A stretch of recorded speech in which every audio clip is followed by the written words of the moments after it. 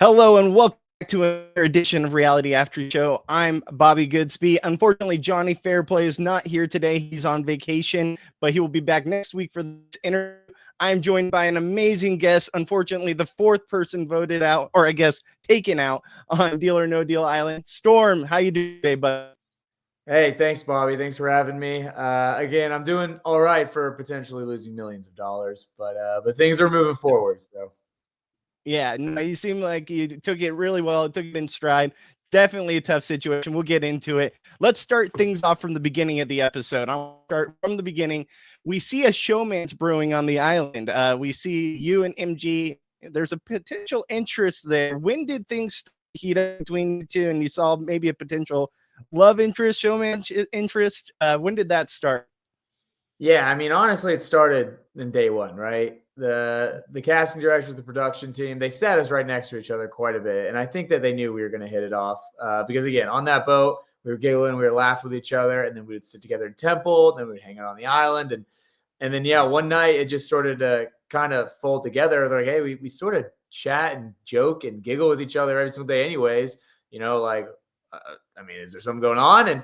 And without giving all the nitty gritty details, we started to kind of go on little morning cute dates and started to kind of develop it a little bit more. But unfortunately, at the end of the episode, I was ripped away from her, so there's no saying what would have happened if I stayed.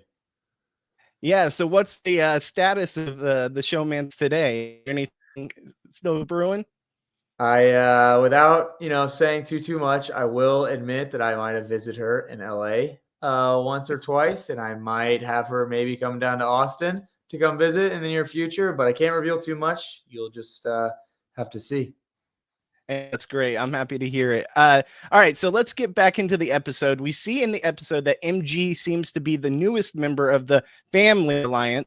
Did you see her as a strong member of that alliance? You want to Uh, join that alliance since you saw that? in retrospect, I mean, even at the time, Poverty was in that alliance. David, who we didn't know was an Australian Survivor winner, was in that alliance. He was just a big physical threat. And then Dixon, who is now proven to completely fool every single person on the island, including production. I would say those are generally bigger threats than MG at the time. But what MG was an in to that group, right? And I wasn't going to manipulate MG, right? I was really enjoying her, but we could have worked together to figure out what was going on in our alliances. And then sort of done what's best for us, and vice versa. We could have pitched to our alliances that it was a good idea because we were figuring out information from each other. So I saw it as a spot that was maybe risky, right? Showmances in general are risky, but ultimately was a move. Gotcha. And then in the axe throwing competition, did you ever consider going for safety, going for one of those maybe potential people like Dr. Will that you see as probably a lot of people voted for him at the top? I know he threw an axe at himself. Should I do what Safety did, go for, hopefully safety, or go for one of the people on the bottom? Did you ever think about taking that route like Seychelles did? So I was still in kind of like the earlier phases of my plan, which was to sort of just sandbag a lot of these competitions. Once I found myself in an alliance, try to win for the alliance, and then eventually at the end just try to beat everybody. I was still in the early stages, so I wasn't really trying to ruffle anybody's feathers. I thought I'd worked a pretty solid social game at this point. So even if I wasn't safe, I didn't think anybody was really going to be gunning to get me out because again, I hadn't done anything yet that was notable. I hadn't won a bunch of competitions. I wasn't just like owning everybody. And even the power rankings that came out, like I was somewhere in the middle. So I'm thinking to myself, why would I try and take one of the high targets out and go for one of those just to anger somebody when they're probably not even looking at me anyways? I'll just keep riding this wave. And I did, and it put me in a position to go play the bank or be eliminated, and you know the rest. So Yeah, no, I think that's a great move because you see your name right there in the, and that's really right where you want to be in this kind of game. You want to be someone that's not seen as a huge threat, but also not seen as the bottom of the barrel. So I totally get where you're coming from.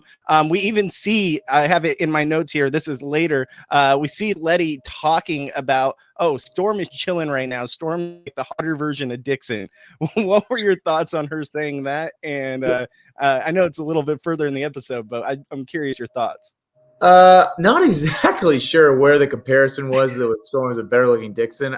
I don't know if that was like one of the shorter guys or if if like I'm just like willing to lie to people. I don't really know where Letty was coming from, but the first part of that sentence, I agreed with her. I was chilling. Yeah.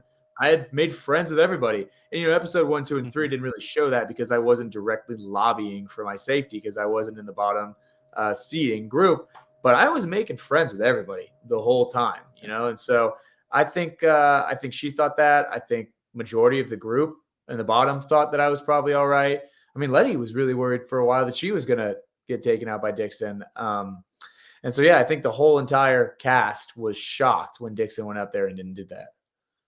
Yeah, no, I couldn't understand the comparison either. I kind of rewound that a couple times, being like, where's she going with this? But hey, at least she was right. You were chilling at that point, and just unfortunately, you hit the hurricane that was Dixon and the wild card.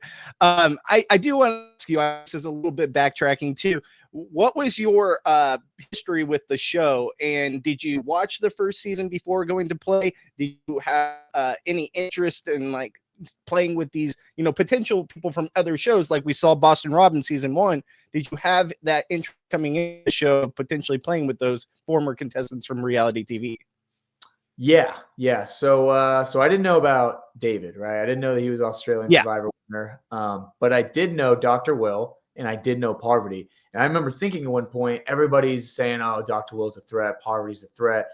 I saw myself as a better, like the stance that I was going to take is better if I was advocating for these people, because they're all saying they're threats because they're super, super good at what they do.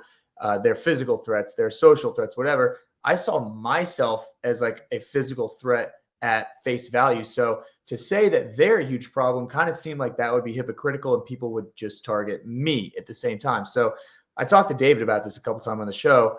I was always trying to say, hey, we should try to use them as allies. We should try to use these strengths as allies, hoping people would eventually also see me as like a strength versus a threat. Gotcha. All right. So after the competition, we see Philip, Seychelles, Dr. Will, and yourself talking about the possible ways to target CK, because that's who Dr. Will really wants to take out. We see you guys suggest to nominate Dix. Did you ever think about asking to nominate yourself? Or I know you kind of said you were trying to play that middle, but was there any part of you that wanted to play to, basically put the safety in your own hands? So eventually, yeah, like throughout the show, I would have liked to play the banker one time. I just didn't think that the risk was worth it, right? I didn't think that I had any social concern. I didn't think anybody was gunning for me. And honestly, I don't think anybody really was gunning for me at the time. And if Dixon was gunning for me, he did a really good job of keeping quiet about it, because I did a lot of things for Dixon. I helped him in a bunch of different ways.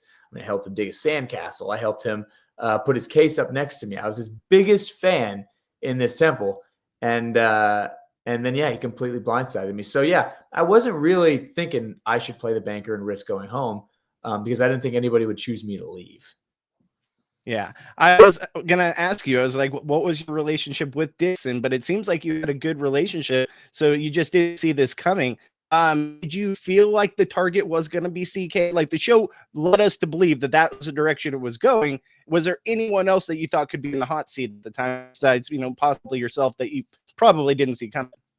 No, the show did a really, really good job of actually depicting what all of us thought, which was that CK was going home. I mean, every single person on the island was confident CK was going home, including CK.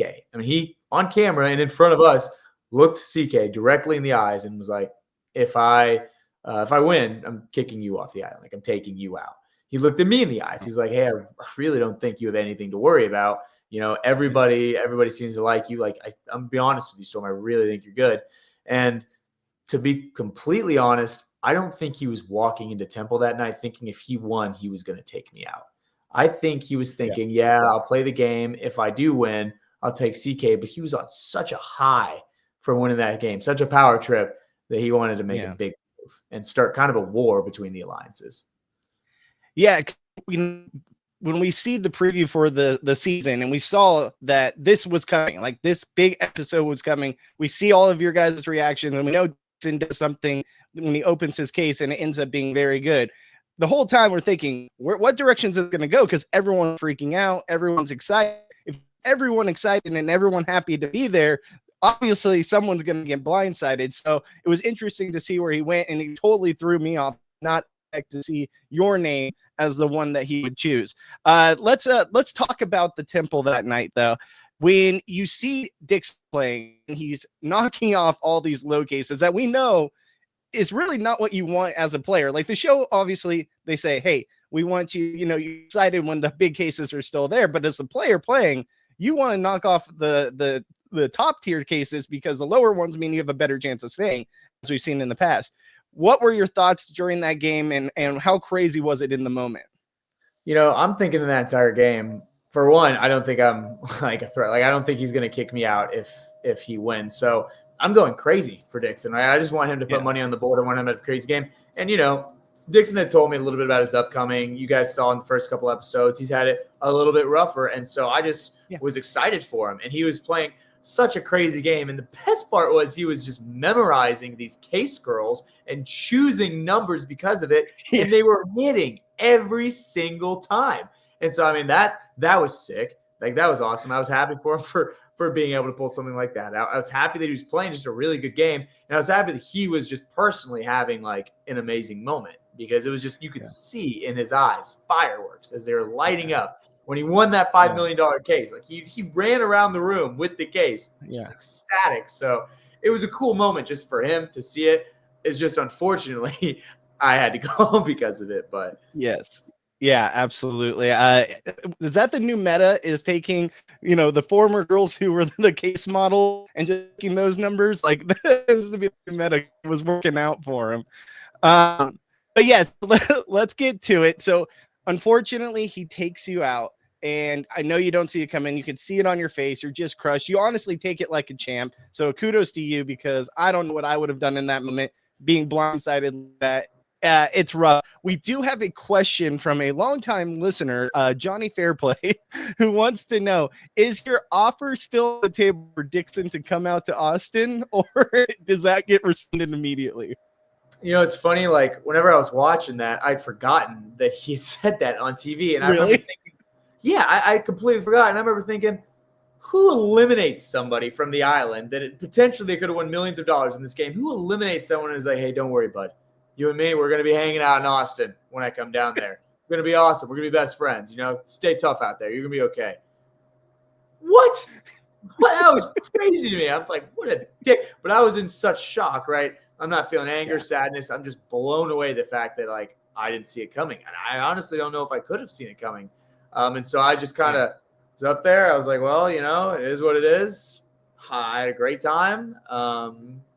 Big moves are being made. So good luck, guys. And I just left. And before I could even like think, holy shit, that happened, I was already gone. Yeah. All right. Well, I know you got to run. I appreciate you joining me. Wish you nothing but the best. And hopefully we see you in the future on future shows, or maybe Deal or No Deal Island one day. Who knows? But I appreciate Storm, and I wish you all the best. Yeah. Thanks, Bobby. Take it easy. All right. Have a good one. All right, guys. We'll see you on the next one.